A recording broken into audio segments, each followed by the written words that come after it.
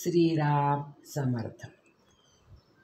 सद्गुरू श्री ब्रह्मचैतन्य गोंदवलेकर महाराज यांचं प्रवचन 15 जून. मी फक्त एका नामातच आहे. मनुष्य कितीही मोठा असला, उत्तम पुराण आणि प्रवचन सांगणारा जरी असला तरी तो जर नामात राहत नसेल किंवा त्याच्या संगतीत परमेश्वराचे प्रेम लागत नसेल तर तो कदापिही संत म्हणून समजला जाणार नाही. संतांचे नातेवाईक संत असतातच असे नव्हे. आपण नोकरी केली तर आपला मुलगा नोकरी करीलच असे काही नाही. तसेच जो भगवंताचा आहे त्याचा मुलगा भगवंताचा असेलच असे नाही. संत जरी झाला तरी त्याने 4 माणसासारखे वागावे. काहीतरी वागणे हे संतांचे वागणे नव्हे. अत्यंत निर्भयता हा संतांचा पहिला गुण होय. कारण सर्व ठिकाणी मीच आहे ही भावना झाल्यावर भयाचे कारणच उरत नाही. साधूच्या अंतःकरणामध्ये भयाचा संकल्प नसल्यामुळे वाघ, सिंह, साप त्याला त्रास देत नाही. अगदी जंगली वाघाकडे देखील निर्भयतेने नजरानजर केली तर तो अंगावर येत नाही. शिवाय साधूंच्या शुद्ध अंतःकरणाचाही त्याच्यावर परिणाम होतो. अशा रीतीने संतांच्या अंतःकरणांची प्राणीमात्रांना सुद्धा जाणीव असते.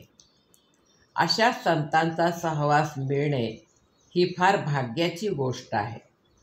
परमेश्वराचे प्रेम लागणे किंवा सतत मुखात नाम येणे हेच संतांच्या संगतीत राहून साधायचे असते. संतांची अखंड संगत नामानेच ठेवता येईल. जिथे नाम आहे तिथे संतांचा सहवास आहे. तुकाराम महाराजांसारखे संतसुद्धा देवापाशी मागताना तुझा विसर न पडावा हेच मागतात. तसेच रामदास स्वामी देवाला म्हणतात, तुझा योग म्हणजे तुझा सहवास मला नित्य घडू दे. योग असणे म्हणजे दुसरे काही नसून मन जेव्हा अनुसंधानापासून अलिप्त होऊन इतर विचारात भरकटते तेव्हा त्याला आवरून परत अनुसंधानात लावणे हीच योगशक्ती. हुकूम कितीही कडक असे नका, परंतु त्याच्या खाली जर सही नसेल तर त्या हुकुमाला महत्त्व नाही. साहेबाच्या सहीच्या कागदाला महत्त्व आहे. नाम हे सर्व साधनात सहीसारखे आहे. एका मुलाला अत्यंत राग येत असे. रागाच्या भरात तो आपले डोके आपटून घेई. त्याला मी सांगितले, रोज स्नान झाल्यावर आपल्या पोटावर गंधाने राम नाम लिहून ठेव आणि ज्या ज्या वेळी राग येईल त्या त्यावेळी त्या नामाकडे पहा. आणि त्या प्रयोगाने त्या मुलाचा राग आपोआप शांत झाला. खरोखर नामात किती प्रचंड शक्ती आहे. अनुभव घेऊनच पहा.